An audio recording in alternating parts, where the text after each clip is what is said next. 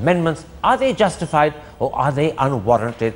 Sujit Bhalla, let's come to another amendment in the ordinance. It's amended the clause which says that unused land will be returned after 5 years. Arun Jaitley in his justification says that projects like defense cantonments, smart cities, nuclear installations, highways, dams take far more than 5 years. And if land has to be returned after 5 years, then India will become a nation of incomplete projects.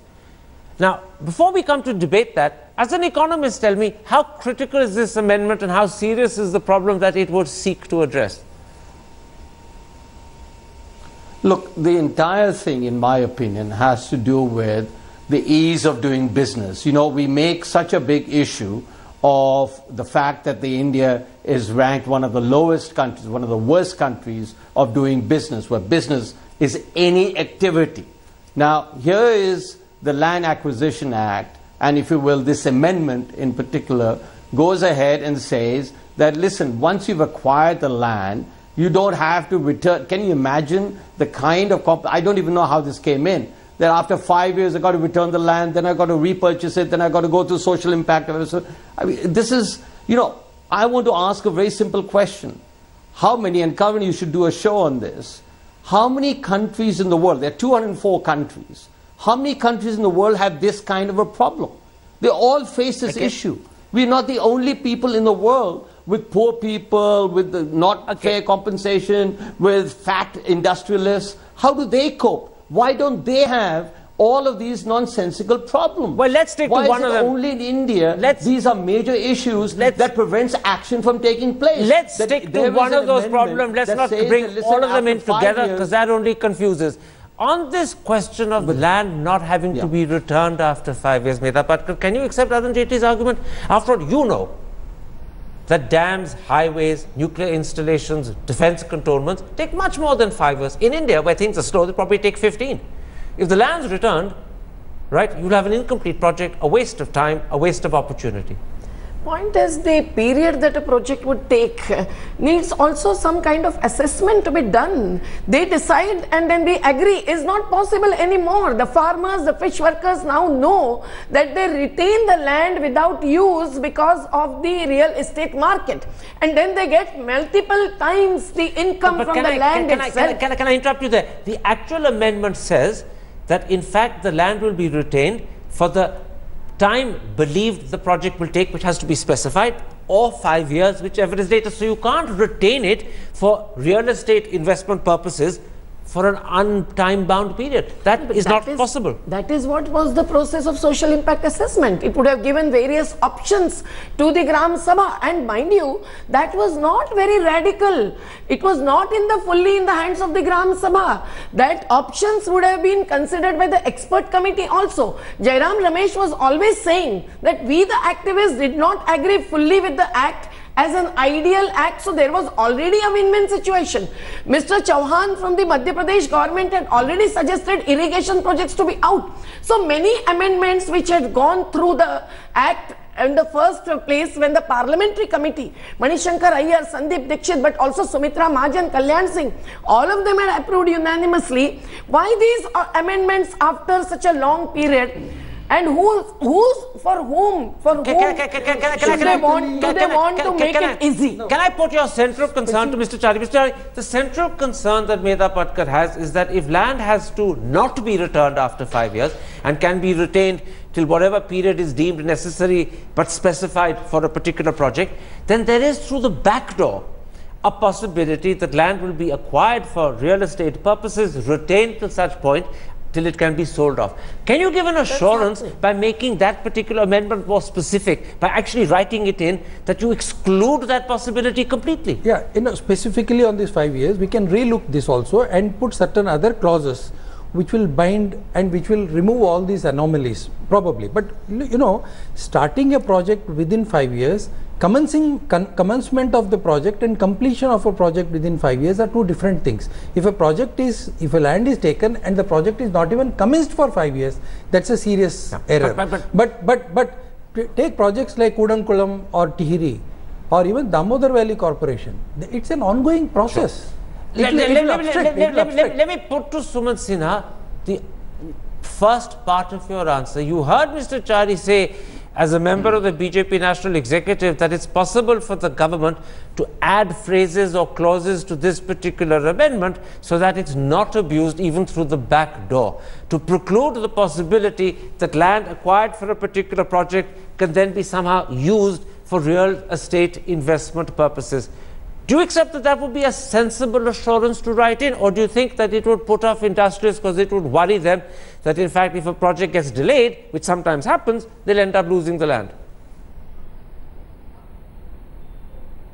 No, I think that's pretty fair, Karan. I think as long as the safeguards that are built in are fair, and if the land was acquired for a certain purpose and there are delays around that project, I'm sure that those can be condoned.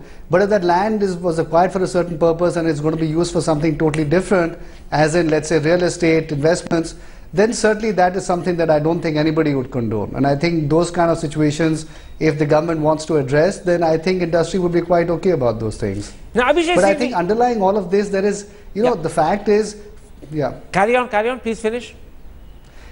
See, the reality is that ultimately how much of India's land would be required for, let's say, industry over the next several years. I would hazard to guess that it's actually a very, very small percentage. So we're actually talking about a fairly small problem as far as India's total landmass is concerned. And even the industrial corridor that he talked about, they could take 15%, they don't cover 85%. Okay, we seem to be having problems with your phone line at the moment. We are having problems with your phone line suddenly. Give us a minute, hopefully they can correct it. I'll go on to Abhishek Singhvi and take up with you, Abhishek Singhvi, the point you were making, and you were objecting to it earlier, that acquired land can now, after the amendments, be used for private educational institutions or for private hospitals. Now, earlier, that wasn't possible. But Arun Jaitley says that if you don't permit acquired land to be used for private hospitals and private schools, then you'll end up in a situation where the townships and the smart cities that the government envisages creating will only have government schools and government hospitals. And that's not an acceptable outcome, surely. So would you not accept that this is a lacuna that the amendment correctly takes care of? Firstly, Karan, I think it's bizarre to interpret the old law to suggest that a land acquired for purpose X after social impact is not used, is substantially used, largely commissioned, and yet it will be returned in midstream. So while this phrase of unfinished projects is a nice one-liner, it's superficial and shallow. The old law nowhere says this, no court can say this. Why is it superficial and shallow? The law clearly says, as passed by your government, that if the project is not finished in 5 years, it will be returned. It doesn't. You see, if you have a land, you take a land and you have largely done the project, it's mostly complete, the commissioning is back and forth. That's not to be taken back. No. What you're forgetting, I hate to interrupt you, but what you're forgetting is that take the example of a cantonment. A cantonment is spread over a sizable area. Not every project on that cantonment premise happens together at the same time. You go in stages. 5 years are over and you may not have even got to stage 2. Suddenly you lose the land that's available for stage 2, 3, 4 and 5. No, the law nowhere says that first of all 5 years is counted from each part of the cantonment acquired. Well, secondly, you don't say anywhere. 1 minute. Let me complete, please. It's an important legal issue. You can't just say, obfuscation by law. It's a law you're discussing. Secondly, if the cantonment is complete, let us say one part of it is complete. The other part is yet to be halfway through. Nobody is saying return it after 5 years. That's a completely shallow interpretation of the law. This is meant, as you said, the example I was quoting was specifically given, in fact, on television by Arun Jaitley. And therefore, that's one lawyer's interpretation against another lawyer's interpretation. And once again, that suggests if two lawyers can differ over the wording of a clause, the clause needs to be cleaned up. No, it doesn't need to be cleaned up by saying that you have no 5-year limit. Okay. This is meant for unutilized areas. That's your interpretation. This 5-year clause is exactly what I also said. Commencement of a project and completion of a project are two different things. I can understand if the project is not commenced at all for whatever reasons, that you look at it from a different point of view. But here, if by the earlier law, it's very interesting. I'm going to point out for the sake of the audience, just a moment, Abhishek Singhvi, I'm going to point out for the sake of the audience that although prima facie, it seems to them as if Mr. Chari and you are saying the same thing. You're actually saying it with different purposes in mind. Mr. Chari made that point to say it was necessary to have this amendment. You're making the point to try and prove the amendment is not necessary at all because it's already taken care of. So you may agree on the point you're making, but the reasons you're making it are polar opposites. Let's leave it there because I don't want to confuse the audience on this tricky technical issue with details that will become befuddling, and it's already becoming a little tricky to follow. Let me come back to the original question I put to Abhishek Singhvi, which he didn't answer, which is the fact that land that's acquired can now be used for private schools and private hospitals. Earlier, that wasn't possible. Would you accept that's a sensible amendment? It is sensible because today's private educational institutions are also owned by the education mafias. They earn huge through capitation fees and others income, and they are not really only charitable institutions. So why can't they buy over the land and then make their business? Anyway, it is to make business easy. So hang on, but those who are not in business, you are making a very important point. This is one amendment made by the NDA government you agree is sensible. That's what you said. No, I don't agree. That you said why should include every private entity as an entity for which the state will forcibly acquire land is not necessary. So no, but come back to my point. Should private educational institutions and hospitals be allowed to use acquired land? Say yes or no. No. They can buy the land. But yes, they can buy the land. Be got land. But they have to buy the land. They have to buy the land. No. Here now the private entities are also included in the public purpose projects where the state can acquire land. I'm not sure of that. No, I don't think you're right on that. I don't think you're right on that. No, it's simply that land that is acquired can be used for these purposes. It's not one of the 5 areas where the social impact assessment or the consent clause is exempted. You're confusing the two. Karan, let me clarify. I'm going to lose Mr. Sinha. Let me go to him, then I'll come back to you. But the acquisition will be there. Even if there is social impact assessment, earlier there was no forcible acquisition. But are you then saying to me, Mrs. Patkar, that in fact you can't acquire land for private schools and hospitals? Then you don't have private schools. Forcible acquisition should not be there. Forcible is not there. It's not there anywhere, either in the earlier law or this law. Forgive me. This is not one of the 5 exempted areas. No, let's not get lost in detail. I'm clear about my legal interpretation. Mr. Sinha, let me put this to you. The key concern that many activists have, and it's a very sincere concern because they work at the very cutting edge of the poor and the tribals, is that what this set of amendments does, certainly in those 5 exempted purpose areas, is it makes possible forcible acquisition. And that's clear because the consent clause is exempted and then the social impact assessment clause is exempted. And they don't like the idea, no matter how sacred those 5 purposes may be, that suddenly forcible acquisition becomes possible. They say you're going right back to 1894. Now, can you understand that concern? No, I can certainly understand it, and I think, look, I think industry has no reason to have a situation where you set up a plant, set up a manufacturing entity in an area where people around you are extremely unhappy with you. So I think that is something that most industrialists or most business people would also be very concerned about. So I think the reality is that we want to do whatever is fair. And I think however the government goes about doing it, whichever sort of processes it wants industry to follow, we are happy to follow that. The only thing is give us visibility that within a certain defined time period, in whatever is the process that is set out, that we are able to acquire land. Okay. And that it should not be in such a way that it leaves a lot of discretion in the hands of the government or some government entities or even some local entities for that matter. Because you never know, the reality is very often local elements start extorting, start blackmailing as well. Okay. And those things will then just set back everybody. Okay, I think we have to find a way, perhaps whether this ordinance is, I accept the point you're making that you want ease of land acquiring, but you don't want any unjustified benefits going to industry. You're not looking for cheaper land. You're not looking for unfairly acquired land. You're just looking for an easier way of doing it. But let me raise that point and put it like this to you, Surjit Bhalla. That's right. When you remove the consent clause requirement, okay, and I'm talking about that specifically, not the social impact clause, in industrial corridors, where any type of company can come up, and those industrial corridors could cover vast swathes of the country, but leave that a point aside. any company can come up, then is it fair that you have effectively forcible acquisition for private companies in industrial corridors? And remember, that would be any type of company, whether it's deemed to be a socially beneficial company or not. Yeah.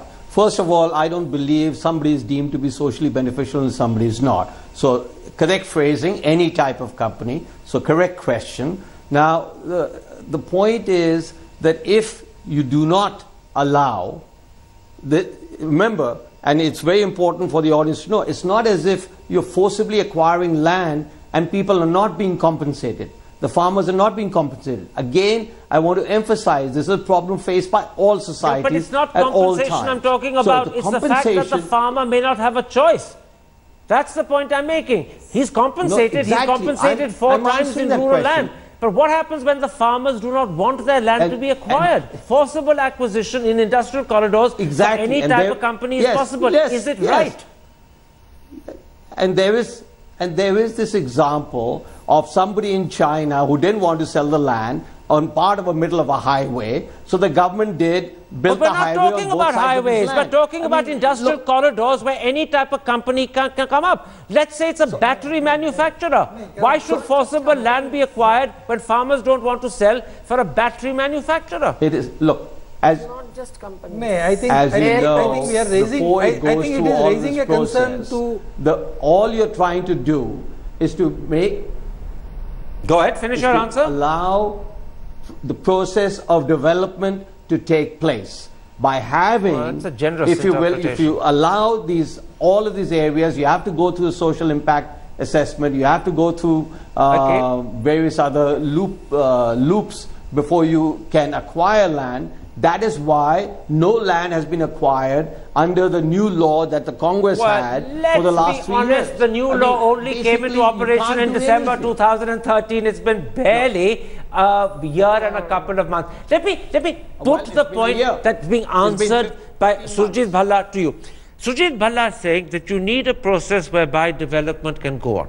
And that is clearly the argument that Mr. Jaitley made when he said that this is a way of facilitating what he calls 21st century development needs. But I put something else to you. In industrial corridors, any type of company can come up. Battery manufacturers, right?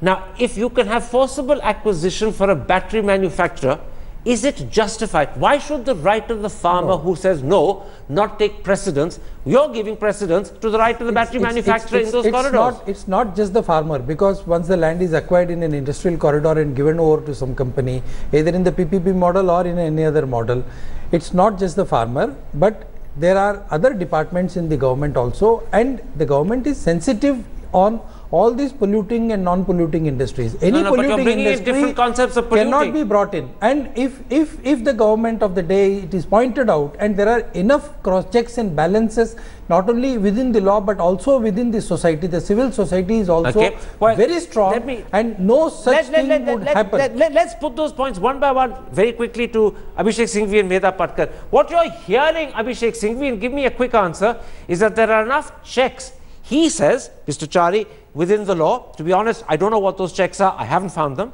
And there are also enough checks within society, but he hasn't specified what they are, that will ensure that the wrong type of forcible acquisition within industrial corridors won't happen. And therefore, my example of battery manufacturers getting precedence through over farmers who don't want to sell is an unrealistic example. A quick answer. Single check, Karan.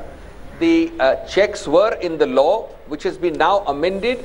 The word is amendment. It's actually repealed out of existence because the soul has been taken out. If you add up industrial corridors with any kind of industry, outside of industrial corridor, a 10% stake by the government makes it a triple P. You can have full forcible acquisition. Karan Thapar doesn't want to sell his land. A battery manufacturer in a corridor with zero government participation, outside a corridor with 10% participation, will have precedence over the farmer's right, plus the non-owner nearby will have no right to say. That's the practicality of it. Let me. We'll have no right to say. You make your point. I'm stopping you. I'm running out of time. I want Medha Patkar to have a chance. Any industry is not a blanket. Mr. Charlie, you've made your point. Let Medha Patkar answer. Medha Patkar, I want to put the opposite to you. I know that instinctively you will defend the right of the farmer and give the right of the farmer to refuse precedence over the battery manufacturer. However, let me put this to you. Battery manufacturers create jobs. Any type of company creates jobs. The one thing India needs, the poor need, are jobs. Jobs bring money, money gives livelihood, livelihood gives you a chance to lead a better life.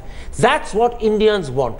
Now, by ensuring that you have no consent clause in industrial corridors, you're guaranteeing industry, jobs, improved livelihood, and therefore a future. Why do you resist all of that? That's just a presumption. The CAG reports tell us that that doesn't necessarily happen even in the special economic zones.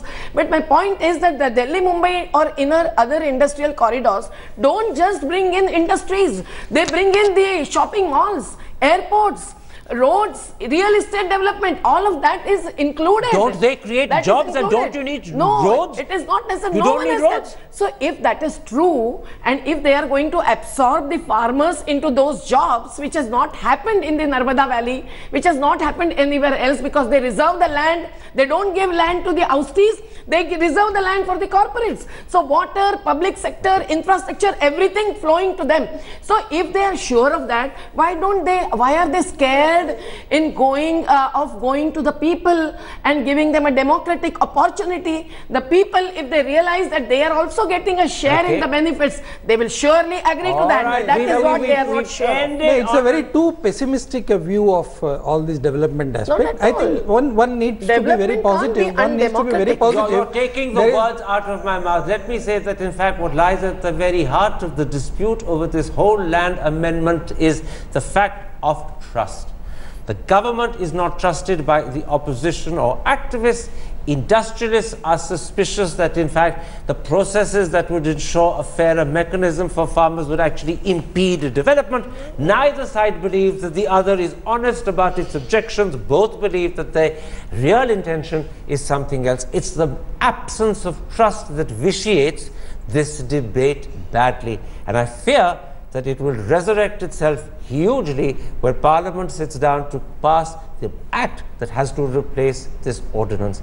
The absence of trust is what is really holding up the acquisition of land. That's my personal conclusion, but I'm pretty sure that's the right conclusion from the different opinions we've heard. My thanks to all my guests for joining me, and if you have been, thanks for watching, and I hope this episode has aired some of the differences and brought some of the issues into better, sharper focus. That's it for me. Good night. See you on Monday. Have a great weekend.